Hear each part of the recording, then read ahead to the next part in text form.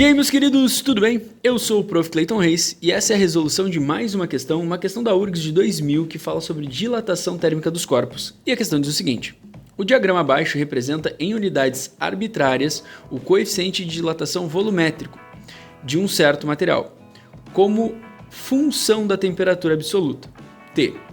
Em todo o intervalo de temperaturas mostrado no gráfico, o material permanece sólido. Então a gente tem aí essas características associadas no gráfico. Continuando, a questão fala o seguinte: selecione a alternativa que preenche corretamente as lacunas do parágrafo abaixo. E aí, continuando, lendo ali os parágrafos, a gente tem o seguinte: quando a temperatura aumenta de T1 para T2, o volume de um objeto feito com esse material parará. Na região de temperaturas maiores que T2, o volume desse objeto parará quando aumenta a temperatura. Então o que a gente tem que definir, se o volume desse objeto vai aumentar ou diminuir conforme essas variações de temperatura.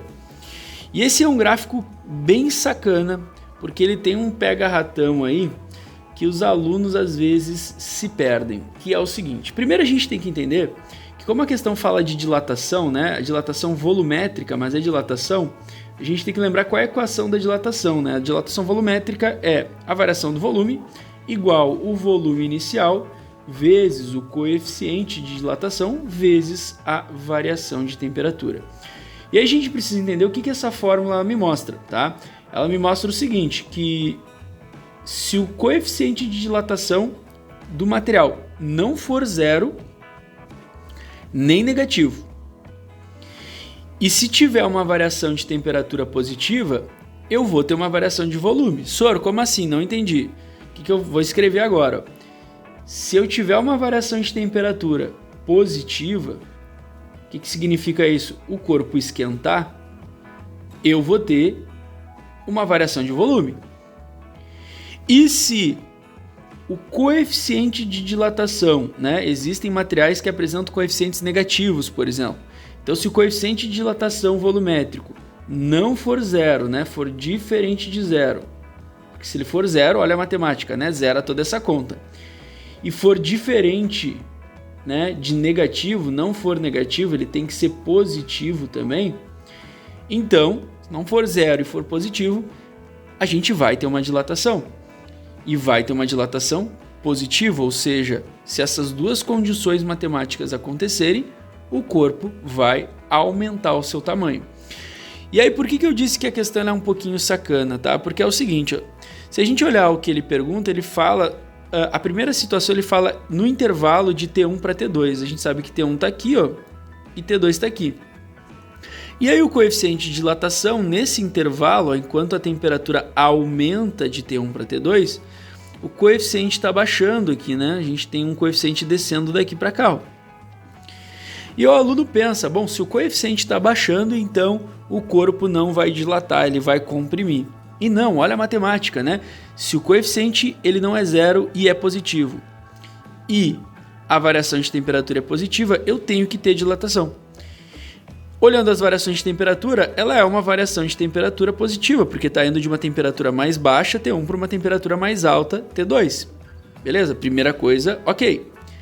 E o coeficiente, ele é diferente de zero e positivo. Vamos inventar números aqui, Vamos dizer que isso aqui seja 1, isso aqui seja 2, isso aqui seja 3. Então, ele é 3 aqui no início, e aí ele desce até o 2. Então, ele é positivo e diferente de zero.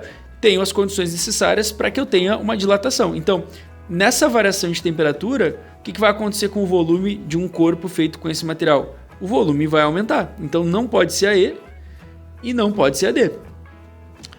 Sor, mas está diminuindo o coeficiente, sempre tem essa dúvida, O que tu tem que entender? O que está mudando aí, na verdade? Está mudando o seguinte, que quando a temperatura é 3, aliás, quando a temperatura é T1 e está associado ali o coeficiente que eu chamei de 3, ele vai sofrer uma dilatação volumétrica mais intensa, ele é mais sensível, digamos assim. À medida que a temperatura vai aumentando até 2, essa sensibilidade vai diminuindo, mas não quer dizer que ele não vai mais dilatar. Ele vai dilatar também nesse ponto aqui, só que ele vai dilatar menos, ele vai dilatar com uma intensidade menor. Mas é isso que tu tem que entender, ele vai continuar crescendo o tempo inteiro, só que ele cresce mais rápido próximo da temperatura T1 e ele cresce mais devagar próximo da temperatura T2. Tá? Aí a outra eu acho que fica mais fácil de responder. O que ele fala, né? Para temperaturas maiores que T2, né? Quando a temperatura ela fica maior que T2, o que a gente vai entender? Ó? Ocorre variação de temperatura positiva também. Ó, a primeira sentença tá legal. E o coeficiente ele é constante agora no 2. Ó.